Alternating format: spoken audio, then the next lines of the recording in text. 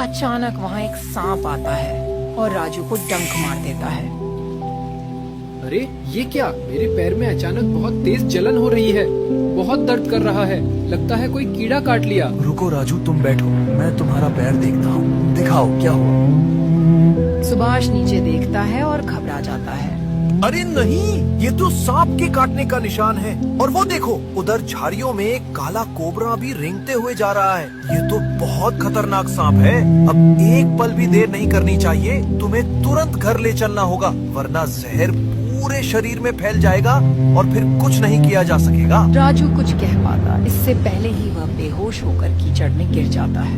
सुभाष यह देखकर घबरा जाता है। हे भगवान, अब मैं क्या करूं? इसे अकेले कैसे ले जाऊं? कोई तो मदद मिले।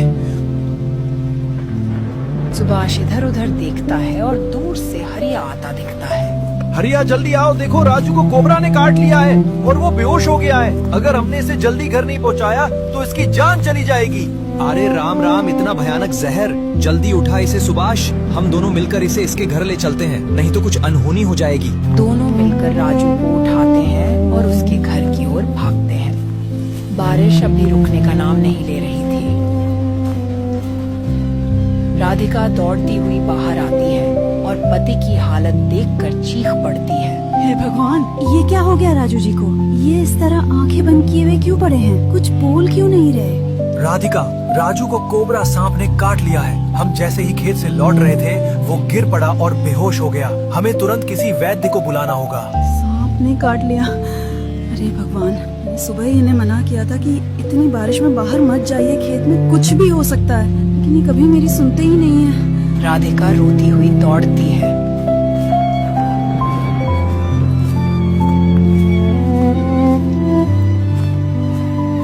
और पास के वैद्य को बुलाकर लाती है।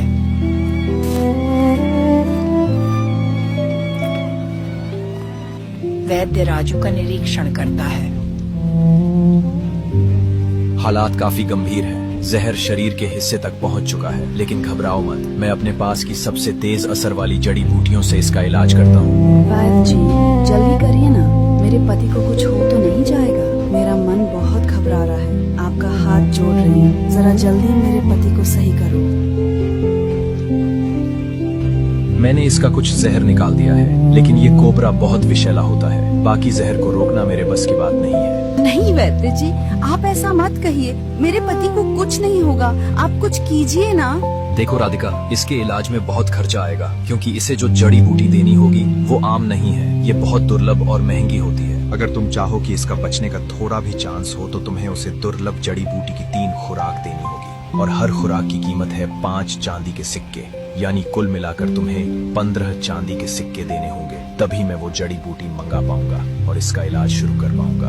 15 चांदी के सिक्के?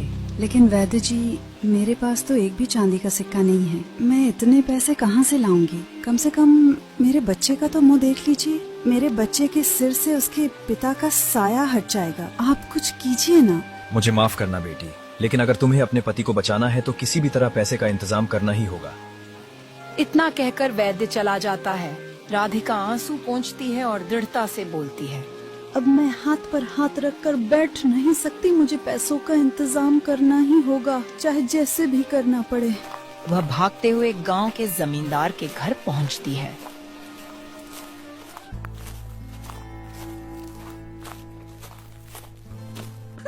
जमींदार साहब, मुझे माफ कीजिए, मैं हाथ जोड़ती हूँ, मेरी मदद कीजिए। मेरे पति को कोबरा सांप ने काट लिया है और उनका इलाज बहुत महंगा है, मुझे 15 चांदी के सिक्के चाहिए। पैसे तो मैं दे दूंगा, लेकिन तू जानती है ना, मैं 20 रुपए पर सैकड़ा ब्याज लेता हूँ, क्या तू इतना ब्याज दे पाएगी? लेकिन गांव में तो सभी 3 रुपए सैकड़ा पर देते हैं, फिर आप क्यों 20 रुपए सैकड़ा पर दे रहे हैं? ये कैसा अन्याय है जमींदार साहब। ठीक है, तुम उसी से जाकर ले लो, मेरे पास क्यों आई हो? आप मुझे पैसा दे दो, मुझे पैसों की बहुत जरूरत है। मैं वादा करती हूँ, मैं आपके सारे पैसे ब्याज समेत चुका दूंगी, लेकिन अभी मुझे पैसे चाहिए ताकि मैं अपने पति का इलाज करवा सकूं। ठीक है, बता कितने सिक्के का कीमत चाहिए तुझे?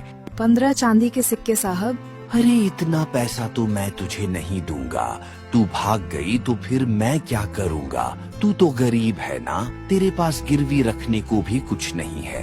मैं अपना घर और खेत सब गिरवी रख दूंगी, लेकिन मुझे मेरे पति की जान बचानी है। आप मुझे पैसे दे दो, मैं आपकी जिंदगी भर गुलामी करूंगी। ठीक है, मैं पैसे दे देता हूँ, लेकिन सुन ले, अगर तेरा पति फिर भी नहीं बचा तो तू मेरे पैसे कैसे लौटाएगी? साहब, मैं आपके यहाँ जिंदगी भर नौकरानी बन के रहूंगी और मेरा बेटा बड़ा होगा तो वो भी आपके यहाँ जिंदगी भर गुलामी करेगा। बस आप मुझे पैसे दे दो। ठीक है, वैसे तू भी बहुत सुंदर है, किसी तरह मैं तुमसे पैसे वसूल लूंगा। राधिका कुछ नहीं बोलती और पैसे लेकर वैद्य के पास जाती है।